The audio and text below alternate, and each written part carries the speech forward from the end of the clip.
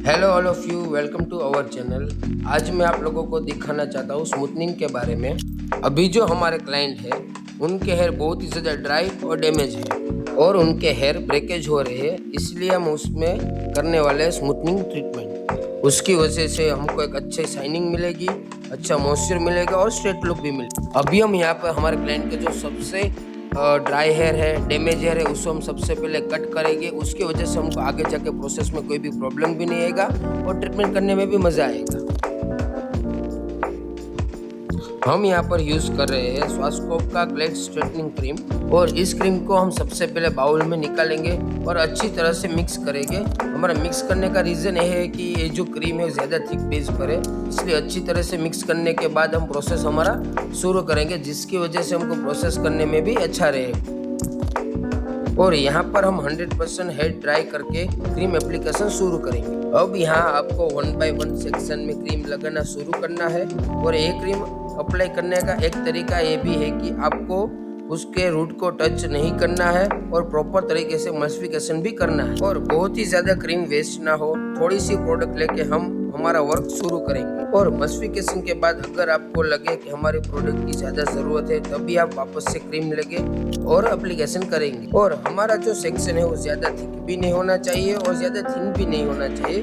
हम यहाँ पर मीडियम सेक्शन में हमारा काम करेंगे और उसी तरह से हम 1 बाय 1 सेक्शन में हमारा क्रीम लगाते जाएंगे। और स्वास्कोप प्लेट का ये भी एक फ़ायदा है कि ये क्रीम हर एक बालों में हम यूज़ कर सकते हैं और यहाँ पर हम 1 बाय 1 हर एक सेक्शन में हमारा क्रीम एप्लीकेशन करेंगे। और हाँ दोस्तों, सभी जगह पर हमको सेम टेक्निक यूज़ करनी है कि हमारा जो क्रीम है वो हमारे रूट को टच ना हो, रूट से थोड़ा दूर रह के हम क्रीम एप्लीकेशन करेंगे और जितनी भी हमको हमारे प्रोडक्ट की ज़रूरत है उतनी हम यूज़ करेंगे, जिसकी वजह से हमारी जो प्रोडक्ट है वो ज़्यादा वेस्ट भी ना हो तो अच्छी तरीके से उसका प्रोसेस भी हो जाए।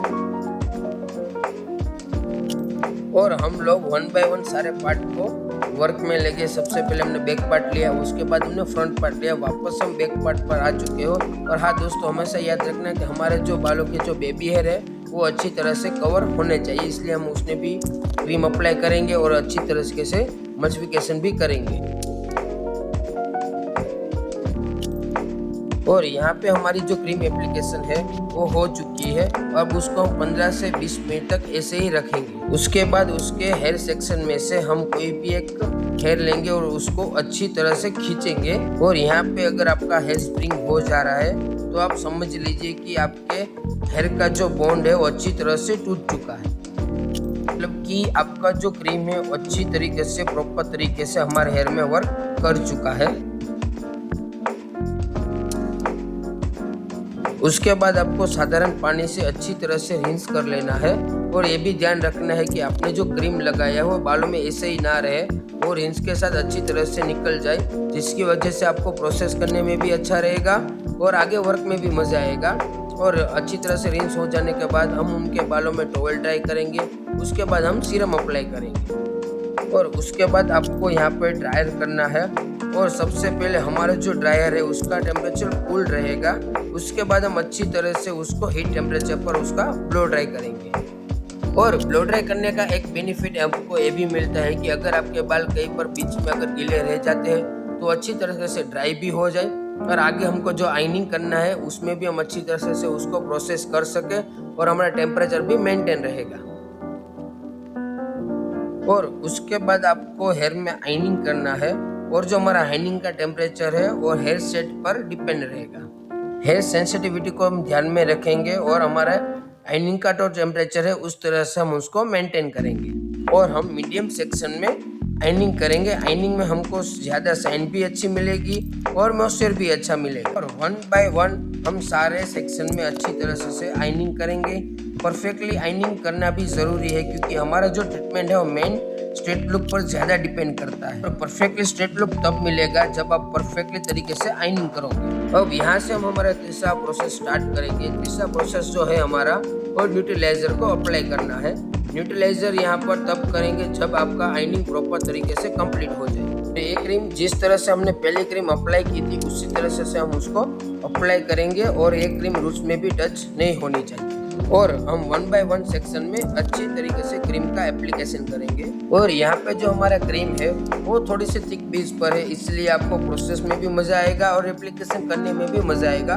और जब भी हमारे न्यूट्रलाइजिंग अच्छी तरह से कंप्लीट हो जाए, फिर हम उसको 10 से 15 मिनट तक ही ऐसे रखेंगे। उसके बाद हमको उसका अच्छी तरीके से रिंस लेना है।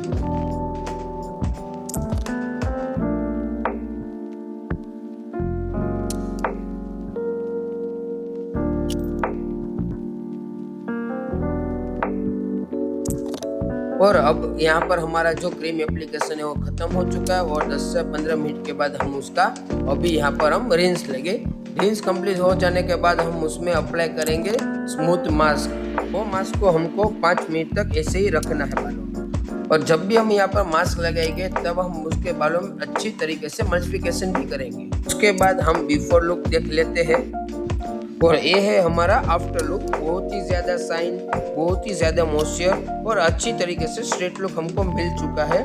इसी तरीके से हम अपना जो पूरा प्रोसेस है वो कंप्लीट कर चुके हैं। और शाइनिंग वगैरह जो है वो हेयर पर ज़्यादा डिपेंड करता है। अगर किसी के हेयर ज़्यादा मॉइस्चराइज़र वाले हैं तो उसको ज़्यादा शाइन मिलती है, किसी के हेयर अगर कम मॉइस्चराइज़र वाले हैं तो उसको कम शाइनिंग मिलती है। और इसी तरीके से हमारा जो पूरा प्रोसेस है वो अच्छी तरीके से कंप्लीट हो चुका है। और इसका जो रिजल्ट है वो आपको यहाँ पे दिख रहा होगा कि ज़्यादा मॉइस्चर है, ज़्यादा शाइन है। और इसी तरीके से दोस्तों अगर कोई भी डाउट है तो आप मुझको कमेंट बॉक्स में कमेंट भी कर सकते हो या डायरेक्टली मुझको इंस्टाग्राम पर भी डीएम कर सकते हो।